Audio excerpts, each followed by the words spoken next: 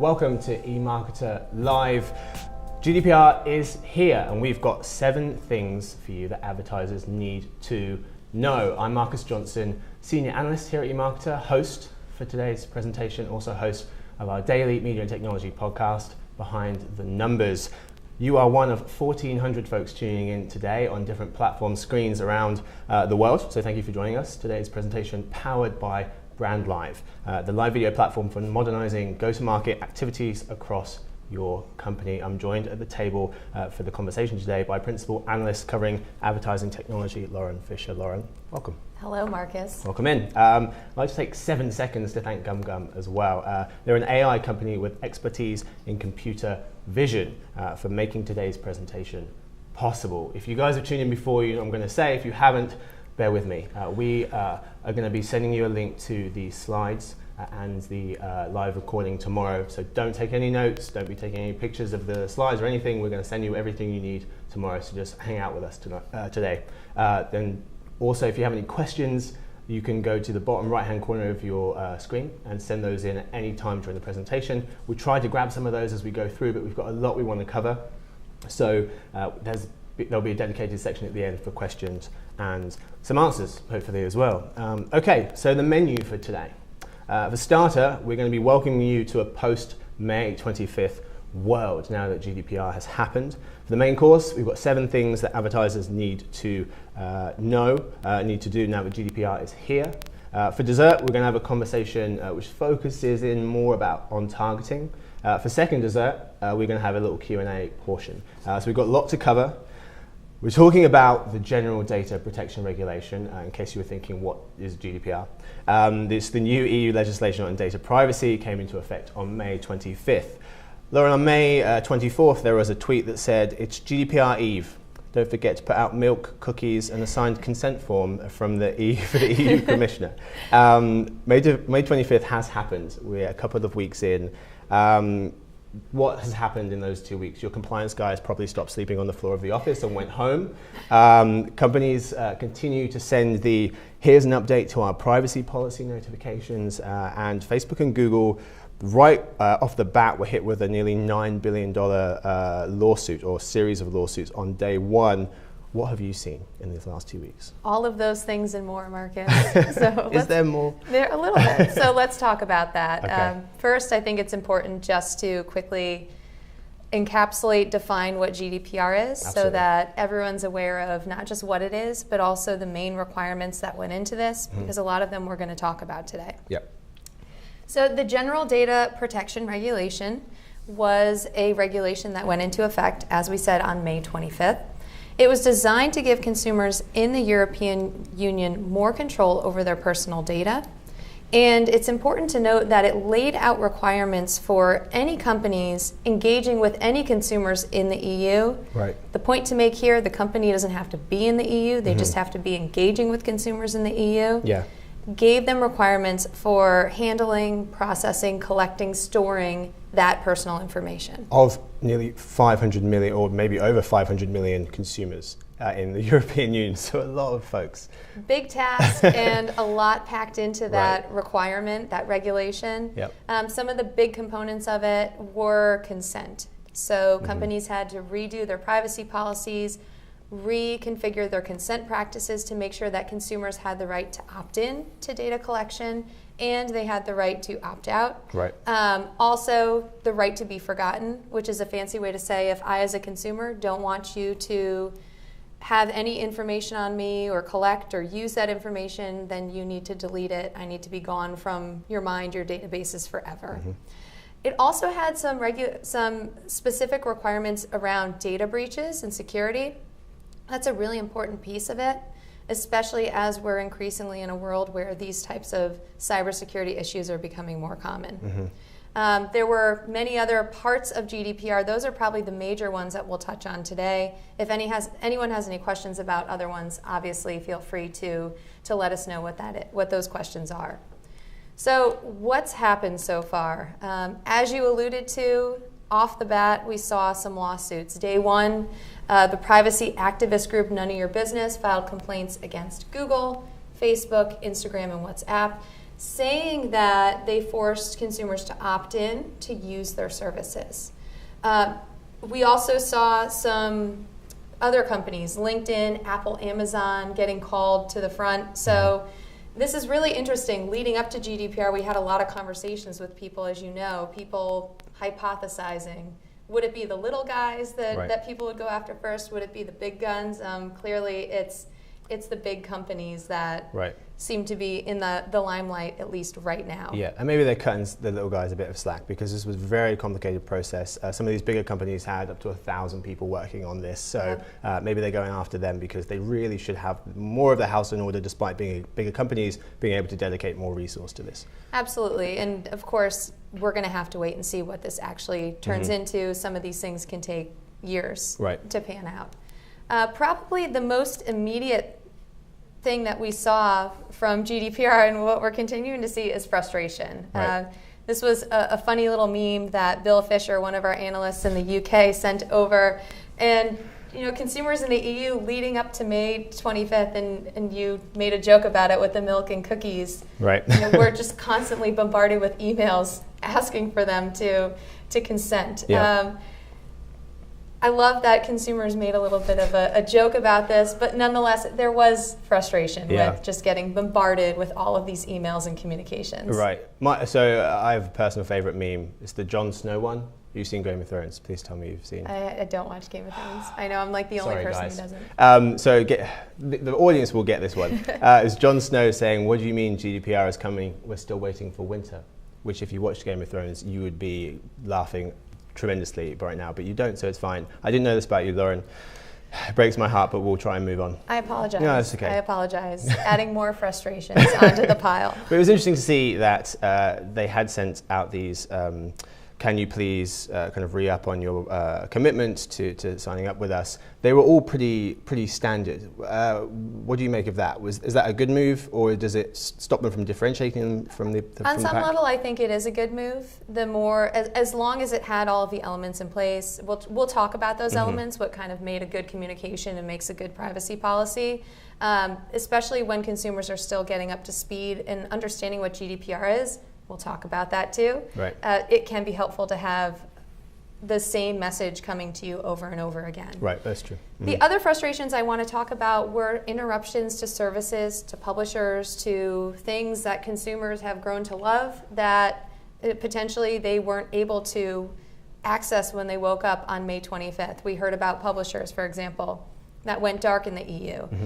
There was an article in The Independent talking about the Internet of Things. Some of the services and pieces of that were interrupted, were also blacked out. And I think part of that, in many cases, comes from the fact that there were companies that just weren't compliant, so that was the road that they had to travel. Yeah, turning off the taps and saying we'll get to it when we have time, but it doesn't make up that much of our revenue right now, so we'll figure it out later on. So where do marketers stand? I wish I could throw out a benchmark number and tell you X% were compliant as of May 25th. The truth is we don't know. We could probably approximate looking at some of the data that we've seen leading up to GDPR. This was one survey that was conducted in March, 2 months out, and you can see that this was for the US, so companies in the US who were getting ready for GDPR. Only 7% said at that point that they were compliant. A much greater handful said they were somewhere on that path. 33% saying that we're confident that we'll meet that deadline. 32% saying I'm not really sure. You have about over a quarter who are saying not going to happen. So if we had to approximate, I would guess somewhere between at least a half were probably compliant or well close to compliant or ready. It could even be as high as 75%. This is really going to depend on a variety of factors: the company size, where they're based, the portion of consumers that they're, that the EU accounts for, and even the country that they're in. One thing I want to emphasize, regardless of where you are or where you were on May 25th, from a readiness standpoint, it's good to take comfort in the fact that really at the end of the day, no one's 100% ready. And Colin O'Malley joined us. He's from the Lucid Privacy Group. He joined us for a GDPR podcast series that we ran leading up to May 25th. And I thought this was really interesting that he shared that dirty little secret with us. That come May 25th, no one's going to be completely compliant. He looked around already. him first and was like, right. I'm telling you this. Exactly. But honestly, it's true. So I am curious, though, among those of you listening today, how many of you are ready? We're not going to use the word compliance. I'd rather think about this in terms of readiness because, again, no one is 100% compliant. Right. So at the bottom of the screen, we're going to have a poll, right, Marcus? Yep. So there's going to be the question, how prepared do you feel your organization is with GDPR? How prepared do you feel your organization is with GDPR? At the bottom of the screen, there's a section where you can reply, and we'll take those gather those responses and tell you how people feel at the end. Terrific. Time to move on to 7 things that advertisers need to know about GDPR. Now it's here. Yeah. Fantastic. Great. There's a lot that we want you to know. There's definitely probably more than we can jam into the time we have. Yeah. So we are going to move quick. If again, you don't need to take notes. We'll send you the deck. So you're welcome to peruse this at your leisure. That's a great point. All right, so number 1, just a re-emphasis on the point that not all companies are approaching this uniformly. And what we mean by that is not all companies are doing the pieces of compliance in the same order, and of course not all companies are at that same percent to goal, if you will. Right. Looking at it country by country, we can definitely see that there are some things we can say about how companies are, where they were or where they thought they would be as of May 25th. This was a poll that was conducted 2 months out in March, and you can see that France and Germany had the highest percentage who said that they were not concerned about meeting the GDPR deadline and delivering what was needed. I think it's important to emphasize there, it's not that they aren't concerned about GDPR. Right. Quite the opposite. They're the most concerned. Yeah, right. It's just they're also the most prepared because they've had rules on the books. Number 1. Number 2, they've been working towards this for a long time, and so they've got their arms around this problem more so than some others. Exactly. The US and the UK, you see generally similar percentages for all of these. The US, though, you can see a higher portion who are extremely concerned. Right. And I think that comes for one of the major reasons is that for a lot of companies in the US, GDPR probably wasn't a top priority. The number of consumers that they were engaging with or they are engaging with in the European Union may only be one small slice of the pie. Right. And so the reality is that's competing with a number of other priorities that they have to tick off the list for 2018. Yep. And again, that's why you saw some of the publishers making decisions to put that on hold, to have those users blocked, to make it dark, at least for the time being. Yep. Risk those fines. Richard Reeves, he's from the UK's AOP, joined us also on that podcast series, and he did a good job of explaining kind of the trade-off to us. And this is a great quote from him where he talks about that, essentially saying if you have a low portion of traffic, if it's a low portion of revenue, those types of companies, especially those based in the US, were probably taking a kind of sit back, wait and see approach and making that decision. If it requires a short-term loss of international revenue, then that's what they need to do for the time being. Right. Regardless of where you are in this journey, I think it's important to emphasize that those consent practices need to be in order. And this is really important, especially when you consider the fact that that privacy policy, that email that you're sending before May 25th, in many ways is that first impression that the consumer is going to have about how ready you were for GDPR and how much you're doing to protect their data.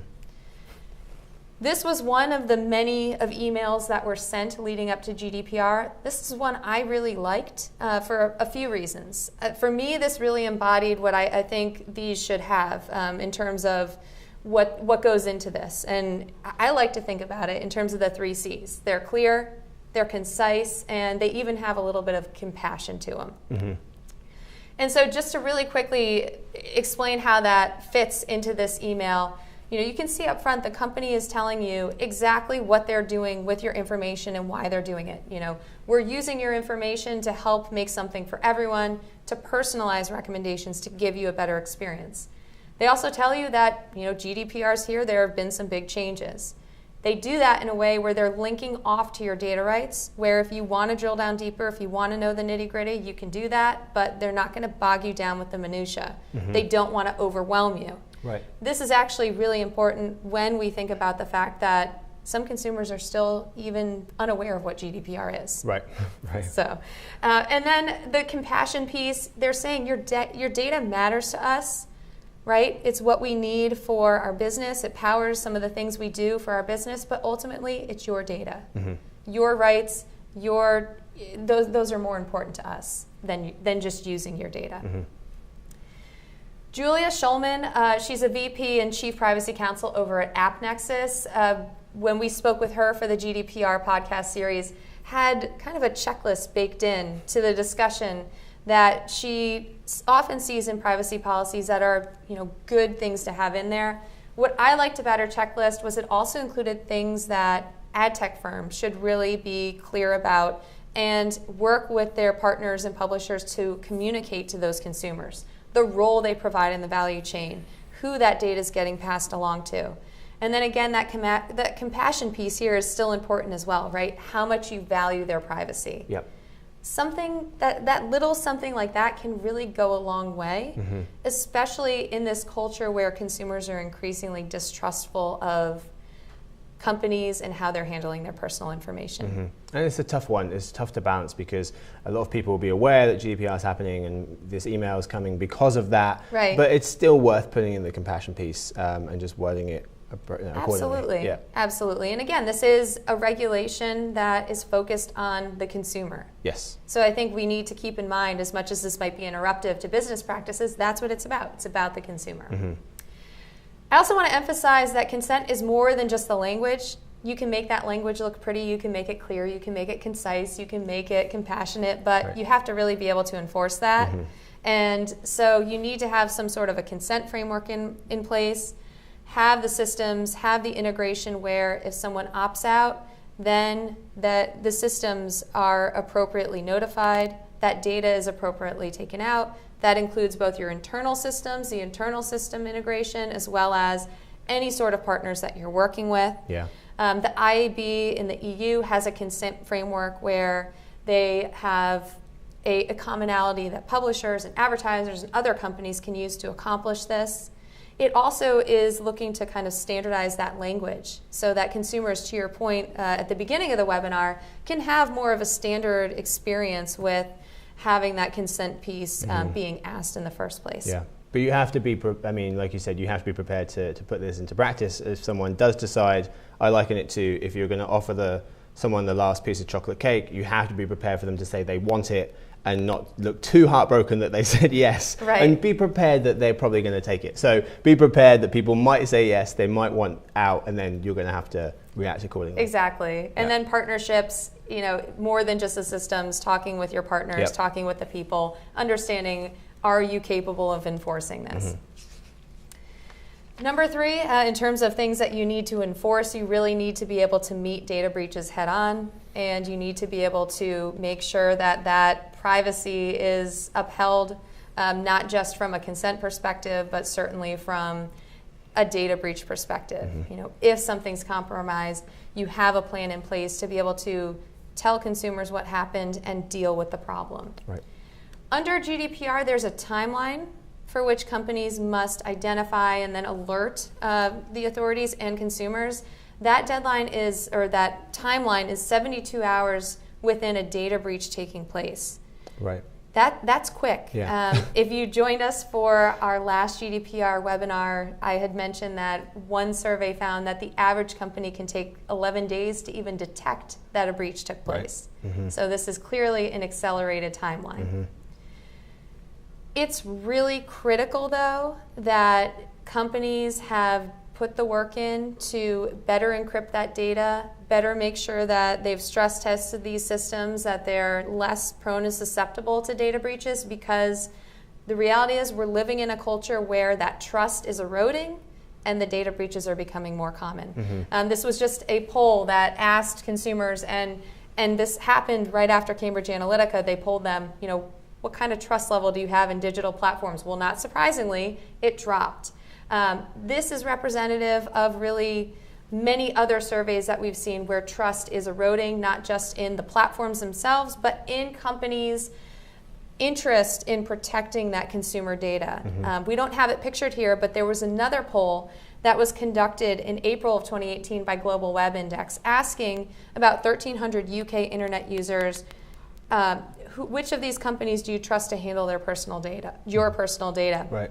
And 65% said they trusted online retailers, 58% said they trusted music, video, and streaming services, and then you had 53%, only about half, that said they trusted search engines and email. But I don't know about you. I use a search engine every day. I use email every day. Yes. It's not a good scenario where these are things that you're doing, but there's that trust factor in the back of your mind. Yeah, and I just want to quickly go back to the 72 hours thing that you mentioned, because I think that as quick as that of a turnaround as that is, it's also important to be, it's like if you've done anything wrong in life, the quicker that you kind of own up to it, the more understanding people are going to be. So even though that's put in place, it's probably, and a lot of these rules are to the benefit of companies, because if it was written into the rules, you get 2 weeks to figure it out, I'm not sure people would be as happy with that, because a lot of these breaches that have come out, it's been a long time. People have been concerned with, hang on, you knew about this for so long, why didn't you tell me? Why did you sit on it for 4 months? Yeah. So it's probably. And again, Marcus, these are good business practices. Right. These aren't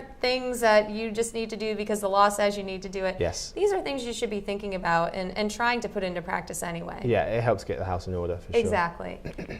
And just really quickly to emphasize, you can see here that the likeliness of a cyber attack, of a data breach, has gone up over the past few years. So again, that trust is eroding. The likelihood of this occurring is becoming more common.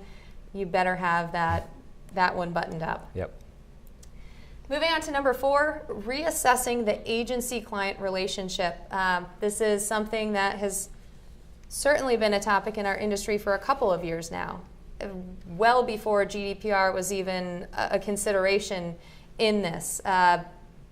People thinking about the transparency in working with an agency. Programmatic has really called this agency-client relationship into question with regard to fees and brand safety and fraud, and also in many ways programmatic has called it into question with regard to who is responsible or who is in possession of that data that's powering these programmatic buys.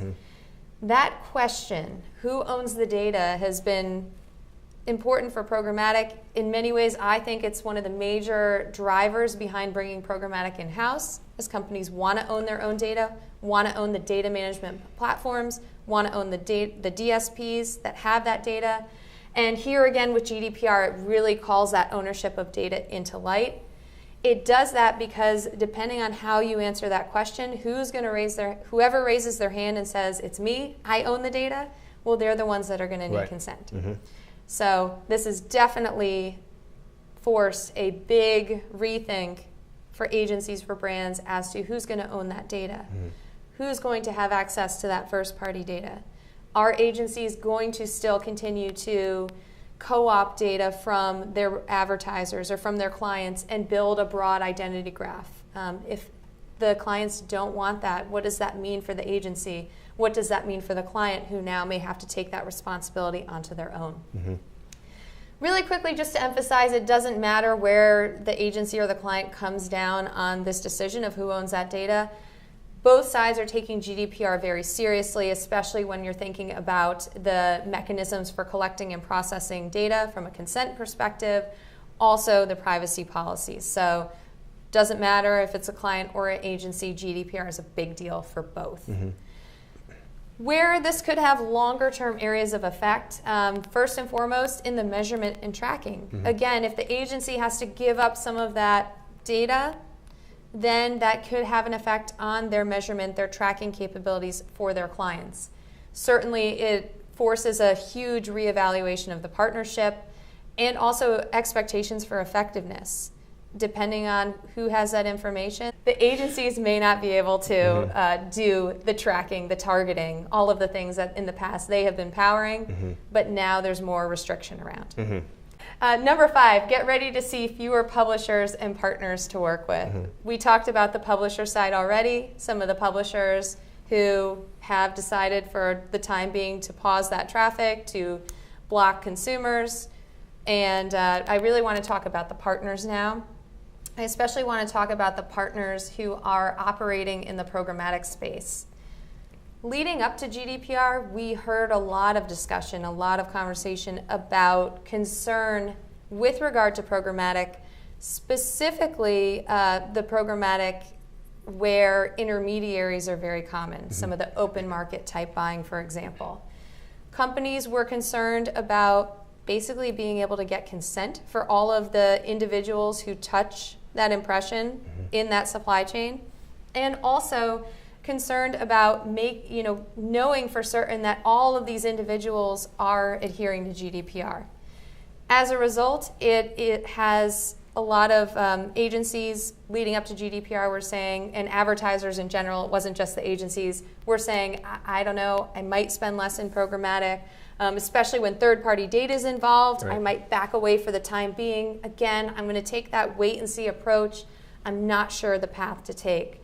This chart just clearly emphasizes that GDPR and programmatic was a huge priority and area of focus for 2018.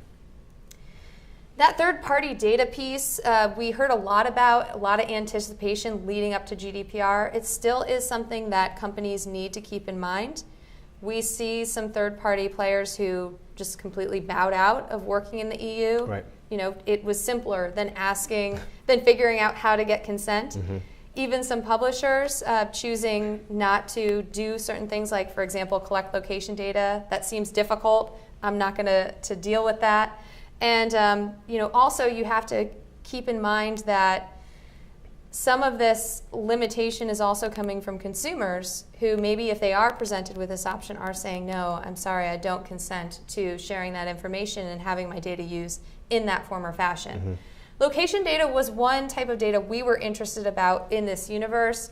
It's a really popular form of data. As we know in the US, it's become really popular for targeting, for measurement. And during our podcast series, we asked Thomas Wall over at Unicast, what's your crystal ball expectation for what a reduction might look like when GDPR comes? And he shared with us, he said somewhere between 30 to 40%. Yeah. For all of those reasons I mentioned to you, the companies who are bowing out, the publishers who are saying this is too difficult to get consent for, too tricky, too sticky, I don't want to do it. Yeah. And then the consumers who are also saying, no, thank you. Yeah, this is one estimate. There was one estimate from W8 Data. They did some research and they said companies can expect to lose 75% of their mailing lists. But this kind of goes to what we've touched on. It means that people who are opting in are the truly engaged customers. And that's definitely the conversation. I think the bright side to this is those who are opting in are the good customers. They want to engage with you. From a third-party data perspective, the philosophy is there's less, but perhaps it's higher quality. For the third-party players, maybe you're paying more for it. Right. I really want to jam through these last two so that we leave a lot of time for questions. Number 6, you need to be patient with consumers. I think the bottom line to state here is that consumers too are still trying to get their heads around GDPR. And you can see in these two side-by-side surveys that consumer awareness of GDPR, and this is for the UK, has greatly increased, but we're still not talking 100% of consumers that know what GDPR is. Yeah, and we definitely weren't talking anywhere near that back in January. These bars look high, but this 35%, right, 35%. We're aware. Yeah. No, not saying we knew what it was. We're aware what GDPR was. This is in the UK, or in Great Britain. Right. Yeah. Wow. Yeah. So we've come a long way, but not. We have. And again, this is why it's so important to have that clear, concise policy so that you can help to educate consumers along the way. In terms of the other thing to keep in mind and to be patient about is seeing where the chips fall in terms of the number of consumers who will exercise their opt-out, exercise the right to be forgotten. This was one survey where 34% said, yes, I will exercise my right to be forgotten once GDPR comes into force. We haven't seen any follow-up numbers. I'm curious if anyone on has any numbers to share. It would be really fascinating to see, any sort of ballpark for what that's looked like in terms of opt-out. As of now, would be amazing. Yeah, please send those in if you have those. And then number 7, this is just a PSA, if you don't comply, you need to be ready to risk your reputation and your revenue. Yes. So that's pretty straightforward. Yeah. And I think most companies really get that. This was another poll that was conducted in March, and you can see it doesn't matter what country you're from. By and large, all of these IT decision makers understood, if I don't comply, it means reputational damage, it means revenue loss. Yeah, because the fines here are financial. However, that's not people's biggest concern. There's no person who's going to enforce rules that's going to tarnish your brand on purpose. However, being in the public spotlight because you haven't complied, most folks said that they were worried about that reputational damage and how toxic that could be going forward. And it's a wild card. It's so hard to quantify. Right. Right. Revenue loss, sure, you know what that's going to cost you. Yeah. The reputational damage, the mistrust, creating that mistrust, that's a much longer term factor, right. Especially with your customers, your partners, Yep. your employees. Right. So, Right. Again, companies really need to be thinking through this. Some companies in the UK have been planning for this, and this was a poll from Insighten that found that 45% actually said they've put money aside to cover possible fines connected to GDPR noncompliance. Now, again, does that mean that they're preparing to be fined? I don't think so. I think that means that some of these companies are just trying to be prepared and putting that away for a rainy day, so that if it did come to pass that they were fined, they wouldn't go completely belly up. Yeah. Fantastic. Thank you so much. Brilliant. 7 things you guys need to know. We're going to send you that stuff so you have it on hand for reference. So don't worry about if we ran over anything too fast. We are going to now introduce Phil Schraeder, who is the president and COO of GumGum, who's our sponsor for today, and he's going to be joining us to talk about GDPR, which helps because that's the topic, and go a little bit deeper on one area that we touched on during the presentation that merits some extra focus: contextual targeting. Phil, welcome to the studio. Welcome to the table. Hi, great, great to be here. Thank you guys Phil, so great much. to have you. Lauren, excited to talk. Yeah. So Phil, tell us, what have you observed since GDPR has come into effect? It's really interesting because I think a lot of the points you touched on we've seen, and I think we've just have seen a little bit more of like that underlayer given that we're in that market. So I think first we have seen the publishers go dark, as you referenced. Obviously that's a big concern, users waking up and being like there's no content. But specifically, the numbers that we've kind of gathered, we've seen around 25 to 40% potential immediacy and drop of programmatic actual buying and demand. And I think where we've seen is there's been a very heavy hand given the fines you mentioned and kind of the significant impact and fear of what the regulatory agencies are actually going to potentially come after you for, that some of these larger DSPs even have literally just decided to say, I'm only serving to opted-in users. And a number you were looking for, actually, I think the Drum actually reported, this was maybe a little dated from 2018, earlier this year, but it was around only 25% had opted in. And so when you start to worry about matching those two, you just take an extra precaution. You only serve to opted-in users. Boom, there goes a significant amount of scale and reach. So as some of the stats you were showing from the advertisers and brands saying, I might pull some of my programmatic dollars, they might have no choice because they might have nowhere to put it. At this point. And then as well, you've seen actually companies move out. You've actually just seen, as you mentioned, companies, hey, limited risk, limited revenue, I'll hold back and take a step back. Yeah, exactly. So tell us a little bit about where GumGum fits into all this. Sure. As you mentioned, Marcus, thank you for the introduction on GumGum. GumGum is a computer vision company, applied computer vision company. We basically started by leveraging our proprietary computer vision technology to really unlock the value of images and videos. We've been around for 10 years, we're a global company, and we use that technology within advertising to help really harness the power of what really understanding page level contextual data can actually do.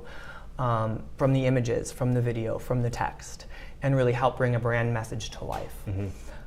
So as we walk through kind of some of these topics with GDPR, GumGum has always been a very strong proponent of privacy, but also have been a very innovative, strong proponent of understanding how computer vision or AI can really go back to unlocking what contextual can really be, and how really magical of an opportunity is for an advertiser to really leverage. And I think that fits well into here as we start to see regulations come down, especially around some of the other targeting that we've become so reliant on. Right. I think it definitely does, especially as a lot of the discussions around the lack of use of third-party data, the decline in programmatic, the next conversation then often leads to contextual targeting. Right, and I think if we just take a step back and we think, where is the industry as it stands now from a digital, right? You're already having an uphill battle to get through brand safety and through fraud, and you're already eliminating, access.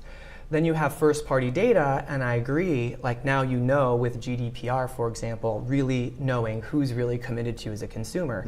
But if you want to grow, you need to be able to figure out how to reach the people that still are not opted in as that loyal consumer, because you got to be able to have pre-awareness strategies. And I think that's when you remove the behavioral targeting components and the stuff we've become so reliant on, the third-party data. This person's interested in auto. Maybe they're the right person to kind of work towards, position some sort of, high-level awareness play towards. You take that away, what are you left to kind of bring awareness? And I think a lot of that can be really solved with a contextual. Yeah. How do you approach targeting in a post-GDPR world?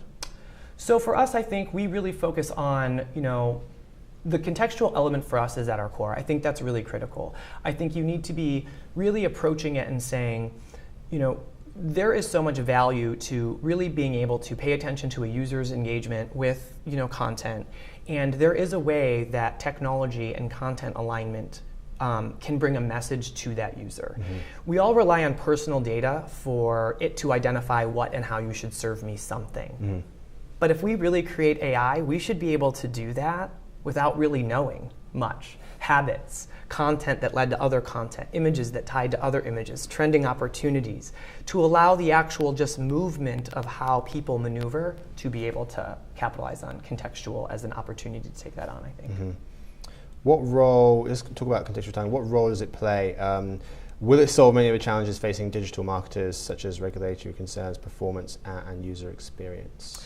I think definitely it does. I think that's contextual targeting in and of itself is very much really not impacted by regulatory PI type of information. I think the contextual element, the contextual targeting position, is going to now create opportunities for innovation. When there was a poll recently done, I think it was by Trusted Media Brands, that 96% of brands are either going to continue to maintain or spend more in the next 12 months on contextual targeting. They are going to bring programmatic and contextual tactics in-house to be able to create these more larger contextual opportunities. And I think those are really powerful messages coming from the brands. And I think that's going to create contextual as something that's not just a complement to a tactic they've kind of deployed in the past, but maybe one that becomes more at the forefront. Yeah. You said 96%. I guess you could replace that with everyone. And basically will now be doing exactly. this. Exactly. GDPR's main objective has been for EU residents, of which there are many, nearly twice as much as there are in the US. But what types of impact do you think these regulations could have in the US? Well, I think we're already seeing the impact. I mean, we're seeing the impact right now, for example, we know that the Senate has put together a bill called Consent, which is really, when you look at that, really pretty much mirrors a lot of what the EU has actually done with GDPR. GumGum is based in Santa Monica. California also, the California Consumer Privacy Act is going to be discussed in November. And that also is very much tied to giving the power of the personal data back to someone. Take that to the EU, at least, all 28 members had to adopt GDPR. But we're 50 states and territories, and now if California does something, imagine the complexity. I liken this to, it might be really out there, but when we think of healthcare and HIPAA compliance, we walk into a doctor's office and we know we're protected by governance around personal information around us, what my heart rate is, what you can share and what you cannot do, and it's protected. And I think some of us might have forgot maybe what it was like before HIPAA was even in place. But this is actually saying that same type of data is that valuable to me, and I have a right to understand what and how you're doing with it. Imagine if every time we had to walk into a doctor's office, we had to ask them what was their privacy policy. Right. And then decide that in order to determine whether he used a doctor. But that's true now because every website in the US has their own privacy policy. Right. Right? So isn't that odd? Like, but when you think about it, you're like, wait a second. So there's going to be a movement towards that. And I think the US companies really need to take this as, this is your warning bell, you better get moving on it. Yeah, because there have already been some conversations had about what it would mean for the US. We've obviously seen this happen in Europe. But other countries, Brazil, Japan, South Korea, they seem to be following suit. They've been putting in place similar rules. Yes. They had the EU commissioner who's been responsible for GDPR go over to these countries and try and help them out with this. So it seems like GDPR is becoming a framework that, I'm not going to say that it's a when more than an if. However, they'd be companies best placed to take note of it and start to think about this more. I was literally just in Japan. We have a partnership with Dentsu, and it's a topic that was in every one of our meetings. Really? About understanding around us as a partner with them, how as these things evolve, we're going to maintain that we're in that same world together to be able to continue to support their clients, because privacy in that market, as you mentioned, is very important. Yeah. Terrific. Brilliant. We'll keep you around for the poll and for some of the questions at the end, Phil, but thank you so much. Sure, that was great. Thank terrific. you guys I want so to much. emphasize that analogy was much better than the Game of Thrones analogy. But I was over there, I've watched Game of Thrones, so I was chuckling. So thank you. All right. You would have been losing your mind. Yes, it was basically, by the time winter came, it was like, what do you guys think? Send us your responses to I thought you were going to say my chocolate cake analogy, which I also thought was amazing. However, yours was way better. Everyone can relate to the chocolate cake analogy. Let's go to the poll. So the question we asked you guys, how prepared do you feel your organization is for GDPR? Organization is with GDPR, same thing. And so we had a bunch of you reply, so thank you guys so much for sending in responses. 40% of you said, we're well into the process, but we still have some items to tackle. Then 28% of you said, we have just initiated the process. In third place was 20% of you saying we're all set, congratulations, and 11% saying we have developed plans but have not yet, but have yet to act on them. So number one, people saying we're well into the process but still have some items to tackle. Make sense? Yeah, I think so. Yeah? I think it was spot on with your point. Like, are you ready? You have to see kind of how it stabilizes. Right. Yeah. And I think the important thing was the response time, documentation, and really knowing that you're moving towards checking every box. Right. Yeah. Let's take a couple of the questions. Thank you guys for sending your the results in for the poll. We have one from Mohammed Helmi from in Dubai, UAE. Thanks for joining. And you're asking, how should we communicate the new changes to our clients? How should they be communicating? I mean, best practices there. Being clear, being concise. So you said the 3 C's, right? Do you want to go over those one more time? Being clear, clearly explaining what is happening with this regulation in terms of what it means for their data, and being clear also about how you are collecting personal information, what you're doing with that personal information. Being concise, I think, is a very important one. You don't want to go on and on and on about all of the transparency and technical requirements and things that are just going to go over consumers' heads. And then also being compassionate, saying, we're doing this because we want to protect your data. We want to do something to make sure that you feel comfortable with the information that you're sharing with us. Yep. We have another from Jody joining us from Washington State. Over on the West Coast. Welcome, Jody. What steps, if any, do US advertisers who only advertise in the US need to take to be compliant? Phil, as you alluded to, technically none right now. Right? This is for the EU, but that may very well change. I think you really I think this is like a little bit of a warning, and I think thinking about maybe roles, compliance officers, really just taking a step back and saying, outside of being required because of GDPR, as your own self, a consumer or a user, and your organization, start investigating those privacy management systems. Start understanding like what those benefits are, because when you go through this process as we have, you see a lot of tremendous value that it does outside of just because it's required. Right. And I think that should be embraced. And I think no different. We did the HIPAA thing, but PCI compliance and things that had to happen with the credit card information, like all of that can be very powerful and helpful to securing not only your client's information, but how you're maintaining up-to-date information internally. And we talked with a lot of companies about this leading up to GDPR. It's just good to get your house in order. Doing a data mapping, understanding all the information you're even collecting. Absolutely. Some companies couldn't believe what they had collected or what they had stored. Right. The data encryption and data breach piece, again, anything you can do to prevent and protect, you want to do. Absolutely. Yeah. I mean, at the very least, knowing what's going on in Europe, keeping your finger on the pulse, so that if it does come here and someone says, we need to figure out this GDPR thing, and so instead of going, what's that?